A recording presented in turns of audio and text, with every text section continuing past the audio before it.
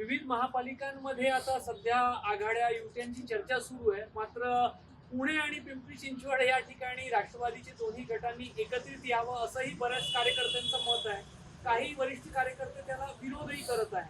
नेमकी आपली काय माहिती आहे, आपलं त्या संदर्भातलं काय म्हणणं आहे? असं आहे की आमच्या पक्षातर्फे जे प्रत्येक जिल्ह्यातील स्थानिक नेते आहेत, त्या जिल्ह्याचे अध्यक्ष आहेत, बाकी पदाधिकारी आहेत, त्यांना सर्व अधिकार देण्यात आले होते की त्यांनी स्थानिक परिस्थिती पाहून, त्या जिल्ह्याची स्थानिक परिस्थिती पाहून त्यांनी योग्य तो निर्णय घ्यावा असे त्यांना सूचना देण्यात आल्या होत्या.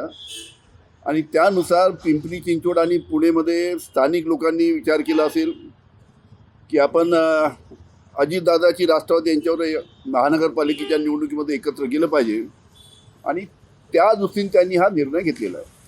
पवार, अमोल कोल्हे आणि अजितदादांची काल रात्री 3 तास बैठक झाली याबाबत. बरोबर आहे ना. तर शेवटी त्यांनी निर्णय घेतल्यानंतर, स्थानिक पदाधिकाऱ्यांनी निर्णय घेतल्यानंतर आमचे काही नेते तिथे जागा वाटपासाठी गेले असणार की आम्ही किती लढवणार, तुम्ही किती लढवणार, त्याचा निर्णय लवकरात लवकर होईल. आणि असं दिसते की त्या ठिकाणी दोन्ही राष्ट्रवादी एकत्र येऊन निवडणूक लढवतील असं पिंपरी आणि पुणेमध्ये दिसतंय. पण हा जो पिंपरी चिंचवड आणि पुणे पुरतं मर्यादित चित्र आहे, तो राज्याचे लार्जर स्पेक्ट्रम मध्येही व्हावं असं पण अनेक दोन्ही बाजूनी पदाधिकाऱ्यांना वाटतंय. असं आहे, मी पहिले सांगितलं, ज्या ज्या जिल्ह्याची जी राजकीय परिस्थिती आहे त्यानुसार पदाधिकारी निर्णय घेतील. आता महायुतीचं चित्र विदर्भात स्पष्ट झालं आहे. मात्र आपलं म्हणजे जे अजितदादांचा पक्ष आहे त्यांना 2 ठिकाणी महायुतीतून बाहेर ठेवण्याचा निर्णय झाल्याची माहिती आहे. नागपूरमध्येही राष्ट्रवादी अजित पवार गटाला काही थारा नाहीये. सोबतच अमरावतीमध्येही तशीच स्थिती झाली आहे. काय आपण भाष्य करा?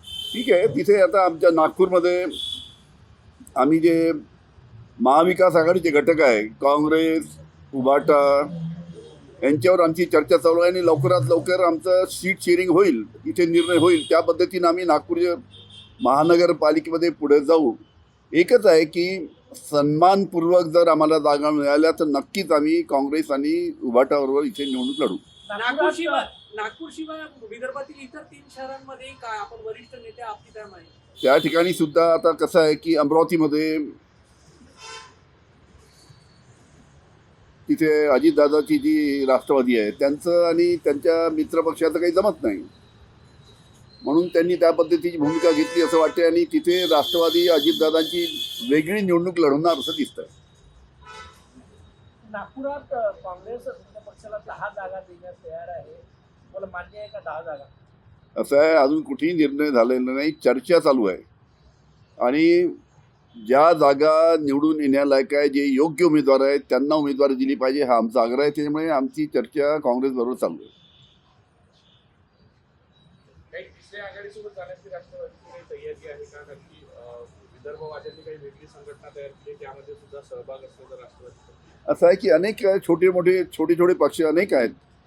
रिपब्लिकन पक्ष आहे, CP आहे, CPM आहे, वंचित आहे, अशा अनेक पक्षाची सुद्धा आमची चर्चा चालू आहे तिथे.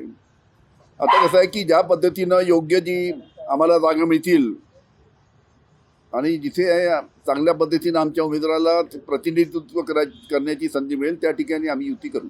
मुंबईत काय भूमिका आहे राष्ट्रवादीची? राष्ट्रवादीची मुंबईमध्ये तिथे राष्ट्रवादी काँग्रेस पक्ष आमचा, शरद पवार साहेबांचा, उद्धवजी ठाकरे यांची उभाटा, यांच्यावर चर्चा सध्या चालू आहे. मनसे त्यांच्या सोबत आलेली आहे. हां, मनसे तर आहेच, प्रश्नच नाही. मनसे आहे, शिवसेना आहे, म्हणजे उभाटा आणि राष्ट्रवादी काँग्रेस, या तिघांची चर्चा सध्या चालू आहे.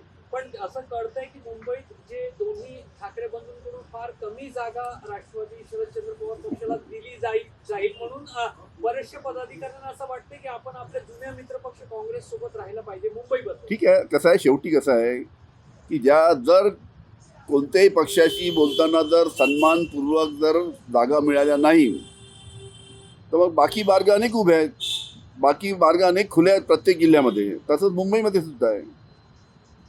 त्याच्यामुळे मला खात्री आहे की तिथे राष्ट्रवादी काँग्रेस आमचा पक्ष आणि माननीय उद्धवजी ठाकरे यांचा पक्ष आणि त्याचबरोबर मनसे यांची युती होईल असं दिसतं.